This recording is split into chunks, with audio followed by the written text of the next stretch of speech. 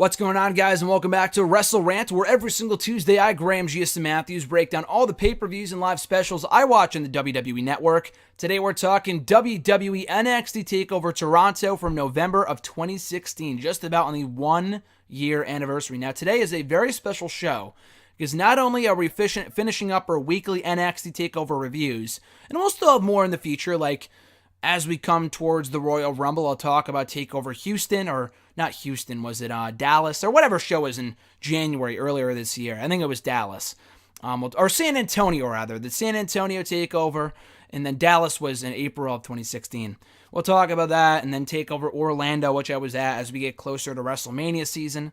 But other than that, though, in reviewing the annual WWE shows, like as we get closer to Clash of Champions, I'll talk about Clash of Champions 2016. But beyond that, next Tuesday, my first ever WCW pay-per-view review here on the channel, which I cannot wait to talk about. So, as of this recording, I still have no idea what I'll be doing yet. I know I tossed around the idea of having you guys suggest to me certain pay-per-views, but then Jason kind of got in my head and said, maybe you should do the linear pay-per-views going from the very beginning, the first ever WCW pay-per-view on the network, and then go towards the end, go in order. I'm not sure what to do. I'm kind of at a crossroads here. I might just do that to make it easier on myself, so some things make more sense, because I'm not huge into WCW. Like, I haven't really followed the product at all whatsoever, so it might just make it easier if I do that. I have not decided, but I know for a fact, whatever pay-per-view it might be, next Tuesday will be my first ever WCW pay-per-view review here on WrestleRant, so stay tuned for that on Tuesday. But in the meantime, though, today we're talking, like I said, TakeOver Toronto, which was a great fucking show. Probably one of the best all-around takeovers / WWE shows, period, in 2016. I thought this was a really strong card from start to finish. Kicking off the show, we had Ty Dillinger versus Bobby Roode, which might sound like nowadays on SmackDown like an undercard filler match. But at that point in time, it was a really hot feud. Ty Dillinger was fresh off a babyface turn in the final few months of 2016. Bobby Roode had just made his in-ring debut at the previous TakeOver, which I talked about 2 weeks ago here on WrestleRant at TakeOver Brooklyn 2 against Andrade Cien Almas. So on this show, even prior to TakeOver, they were kind of sort of allies. Bobby Roode recruited Ty Dillinger to be his tag team partner in the Dusty Rhodes Tag Team Classic. He abandoned him in a tag team match against Sanity. They lost the match. Dillinger got pissed. Bobby Roode, obviously the heel here, Dillinger being the babyface. So Dillinger exacted revenge on Roode, attacking him, setting the stage for their match at TakeOver Toronto. So the match would have been good regardless, but what really made the match special, because quite honestly, from an in-ring standpoint, it wasn't a great match. And I had seen a similar match, if not a better match, days earlier at TakeOver Boston, a live event that RJ and I went to, which was a lot of fun, by the way, so shout out to RJ. But what really made this match special is the fact that it emanated from Toronto, from Canada, which is not only where Bobby Roode is from, but Ty Dillinger is also a Canada native. So they recognized that. The crowd was red hot for both guys. But the cool thing about NXT is that more often than not, they will boo who they're supposed to boo and cheer who they're supposed to cheer. And if they boo someone they're supposed to cheer, then more often than not, NXT will take notice of that and turn that guy heel, like Bo Dallas from many years ago. But like they booed Bobby Roode here, they really rallied behind Ty Dillinger. There was kind of a dull point. It was a decent match in the middle, but I thought the opening part of the matchup and the final few minutes of the matchup were really the best parts. Like one really, really cool spot. So I think Bobby Roode was on the ground and Ty Dillinger stomped on his hands and Bobby Roode was shaking out his hands and looking like he was doing the 10 thing.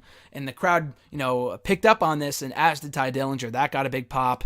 Obviously, every time someone attempted to get counted out or was outside the ring, the crowd would chant 10. I think it really hasn't stopped since then. I think that was the debut of people chanting 10 after every fucking 10 count.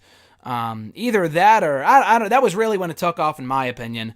But that, it's been almost a cancer ever since then. I mean, I don't really mind it. Some people do, but nonetheless, this was a very, very fun match. The entrances of both guys were also good. Dillinger was good as always, but Bobby Roode coming out with the chorus, looking like a fucking superstar. My dad was watching that part with me. He's like, "Who is that guy?" I'm like, "Bobby Roode," and he has not forgotten him since because of that over-the-top, asshole-like entrance. And he's a babyface now because of that entrance, because of the, the catchy nature of it. But Like he came out like a fucking superstar, looking like he was better than me, you, and everyone else in that building. I love that. But yeah, again, like I said, the match itself, the perfect opener, very entertaining, no pun intended there when I said perfect. Bobby Roode going over by, I think, via nefarious means. He might have won in a clean fashion, but nonetheless, he did score the victory and remaining undefeated in one-on-one action. After that, the finals of the second annual Dusty Rhodes Tag Team Classic between the Authors of Pain and TM61. Definitely the worst match on the show, but when I say worst, I mean it sounds harsher than it actually is. It wasn't a bad match. I thought it was a pretty entertaining match, all things considered. It just wasn't as entertaining or as strong as the other matches on the card. Now, the added caveat here is that you had Paul Ellering hanging above the ring in a shark cage. Now, by this point, you've seen the shark cage like 3 or 4 friggin' times. We had at the Royal Rumble with Kevin Owens and Roman Reigns with Jericho in the shark cage above the ring. We had it at SummerSlam with Enzo Amore in the cage during the match between Big Show and Big Cass. And we literally just had it over the weekend at TakeOver War Games with all the combatants waiting in the shark cages at the stage. So we've had quite a bit of shark cages. And I mean, Paul Ellering had history with the shark cage during his WCW or NWA days from a long ass time ago. So that was a cool little tidbit. But the only reason why they brought it back was really just to sell toys with the shark cages. And he interfered anyway. He dropped a chain from the top of the cage, and one of the brothers, one of the Authors of Pain, had used it.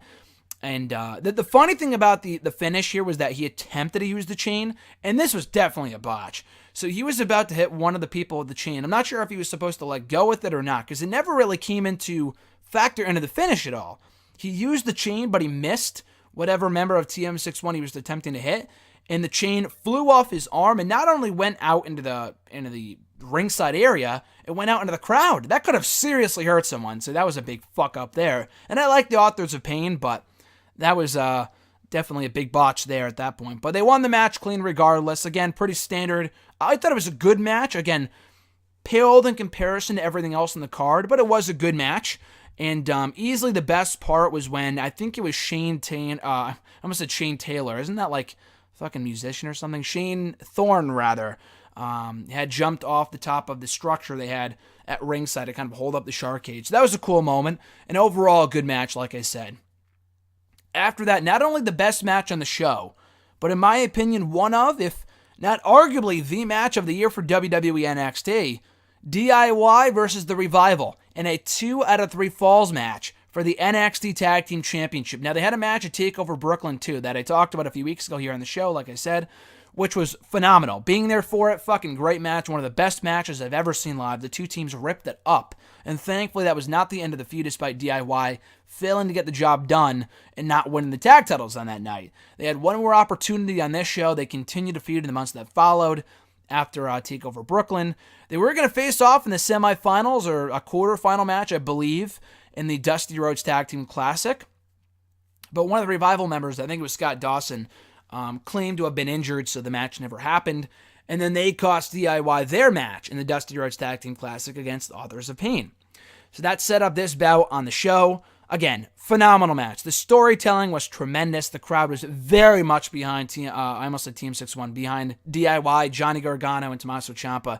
They oh so desperately wanted them to win. The Revival, always the excellent tandem, dressing up as the Hart Foundation, sporting the pink and black, representing Bret Hart in company in Canada, of course. So very fitting attire for the Revival on this show. At one point, using the Heart Attack, I believe, on DIY, did not get them the win for whatever fall it was, but it was a cool callback to the Hart Foundation. The first fall came in, and again, with 2 out of 3 falls matches, it should feel like 3 separate matches. Like, we saw these two teams go at it, and this match lasted about 20-22 minutes. We saw these two teams go at it in a similar lengthy match at Brooklyn, which was 1 fall.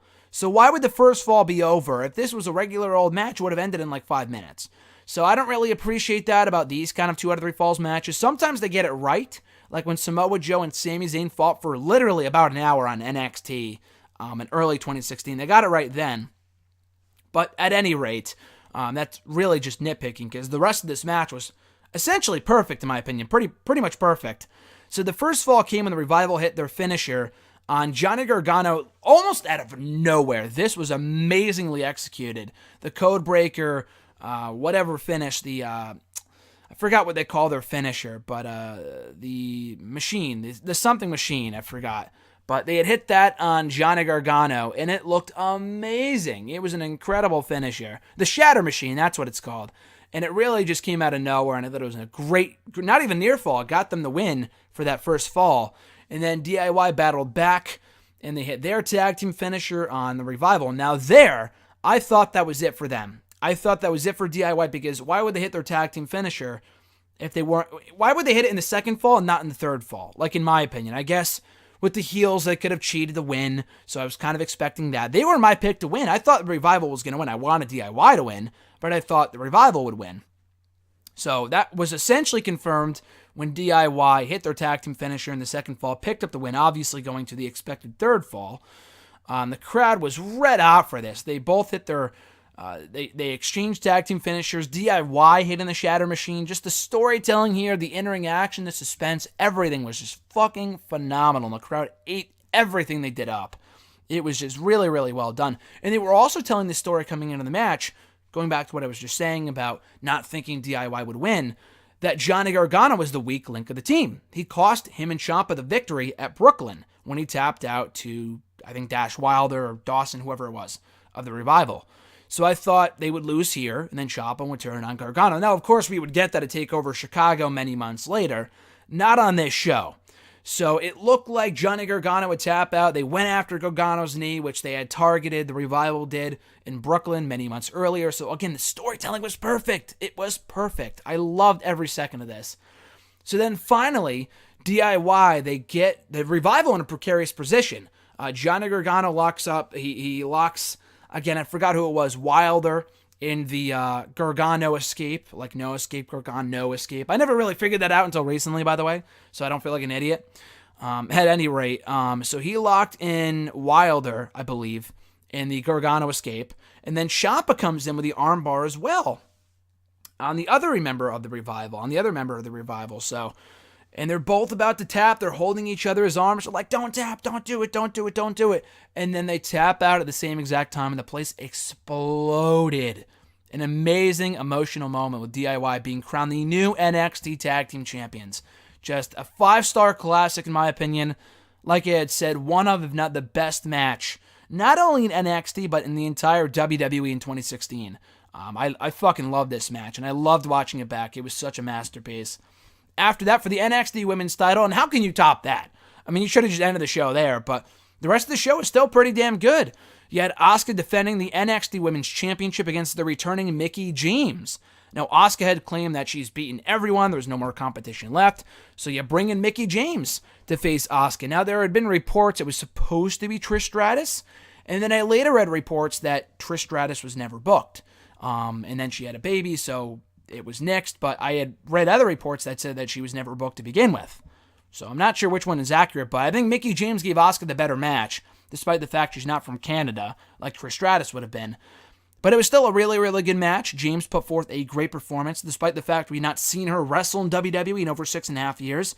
She stayed busy on the indie scene and TNA. It wasn't like she stopped wrestling altogether. And she did say this was my first time back in a WWE ring. So she had not said that she's been retired for 6.5 years. So I'm glad they kind of pointed that out. They're not going to mention TNA, but it's not like she had not been wrestling for years on end. And she's only 30-something. She's closer to her 40s, but she still looks great, and she could still go in the ring. I know she's been overlooked recently on Raw, and she got a shot at the championship a few months ago, but... you know, she has not been the most prominently pushed member of the Raw roster, but she could still go. And I thought that was very evident in this match. So again, the storytelling here was great. Asuka, basically a heel here. Showing respect for each other early on. The in-ring action got a lot better down the stretch. And then Mickie James tapping out for Asuka to emerge victorious and retain her NXT Women's title. So a very, very good match. I thought this was a great match. Not the best women's match I've ever seen in NXT's history, but I would put it towards the top. I thought it was a really, really good outing from both women. Kept Asuka's undefeated streak intact, and gave Mickie James a great performance to come back to. And then she would obviously earn herself a future WWE contract on the main roster after this performance. And then we get to the main event, the rematch from TakeOver Brooklyn 2 for the NXT Championship. Samoa Joe contending for the gold against Shinsuke Nakamura. I've seen people go back and forth. I've seen people say that the Brooklyn match was better, that this match was better. I enjoyed their series of matches. I didn't really care too much for the house show matches they had in Japan and Australia. I thought the two matches they had in Brooklyn and Toronto were really, really good. I think the Brooklyn match might have been a bit better, and I'm not just saying that because I was there. I just think there was less... I don't know, people knew Nakamura was going to win, but they were still hotter for the match. I didn't think they were as hot for this match because we had already seen it. And they figured just Nakamura would win. But in the end, Joe won the match. Joe took out Nakamura on the outside with a Uranagi in the steel steps. Threw him back in the ring, hit the muscle buster for the clean 1-2-3, which was a shocker and a half. Now, I do have to mention this. The match was really good. The finish that was unexpected. It wasn't like, oh, what a terrible booking. Like, the only reason they did that was to ensure that Nakamura won the belt back in Japan. Now, could they have had another match in Japan with Nakamura still champion and had Nakamura hold the championship from Brooklyn to up until he lost to Bobby Roode in San Antonio? Sure, they could have done that, no question. But I think it was a bigger moment for Nakamura to win the championship there, like Finn Balor had done a year earlier, than to just successfully retain the title. And why would have Joe, I know it was a house show, but why would Joe have gotten another shot at the championship after losing in Toronto? You know, they were not going to push Samoa Joe to the main roster just yet. They waited until right after the Royal Rumble. So they put the championship on him here. It was a really cool moment. I thought it was an awesome shocker, albeit for a few weeks he was still champion again, but it was a great shocker nonetheless. But I do have to mention this. So in the original broadcast, this is not on the WWE Network. I've watched the show back before on the network, like right after it happened, so I'm not sure if they fixed it at the time, because I don't remember this. I'm not exactly sure, because I definitely watched the back with my girlfriend, like, after it aired, like a few days after the fact, on like Thanksgiving or something, but I don't remember this being the case at the time, so maybe they changed it like later on, I'm not sure. So during the original broadcast, after Samoa Joe won, for whatever reason, I don't know how this happened, in one of the biggest moments of Samoa Joe's career, they accidentally played his wrong theme. His first theme when he first came into NXT, he used it for a cup of coffee. Fucking terrible. Same intro though. Ooh, ha. But the rest was like, that like hotel elevator music. It was terrible and not fitting Samoa Joe, not befitting of Samoa Joe at all. Now I know they had used this same song, kind of a ripoff from Ring of Honor, but it didn't work. It was not a good song for Samoa Joe. So anyway, they accidentally played that for like 30 seconds to a minute, and then they stopped it and they started to play his current theme song. So they had fucked it up by accident. So when I'm watching it back on the network recently, I notice they had edited it, so they put in his current theme song. They never played the original, which they definitely did play the first theme song. If you search it up on YouTube, I'm sure you can find it, but it's not on the network. They fixed it, and you can obviously tell where they would have started playing the current theme. They stopped it, because there's a weird break there while Samoa Joe's celebrating his victory. So I just thought that was funny. But overall, really good match, cool, shocking finish. 2 new champions crowned on the show, new tag team champions, new NXT champion. Overall, amazing event. I really, really enjoyed it. Again, I don't know if I don't think it's the best takeover ever, but I would say it's towards the top. And it was newsworthy. Again, 2 title changes. You had a great opener between Bobby Roode and Ty Dillinger. Dusty Rhodes Tag Team Classic winners, which they have yet to bring back to NXT, but for 2016, it was a big boost for the Authors of Pain and a good match. The DIY Revival match, one of, if not the best match of the year for WWE. Asuka and Mickie James putting forth a really good effort in their women's title match, and the main event was solid as well, if not above average, with a cool finish. So overall, again, 2 thumbs up if you haven't already. Check out NXT TakeOver Toronto on the WWE Network. And like I said earlier, next week, it's here. I'm talking WCW something. I'm not exactly sure yet. I don't know if it's going to be Bash at the Beach 96, or a Starrcade, or the first ever WCW show, the last WCW show.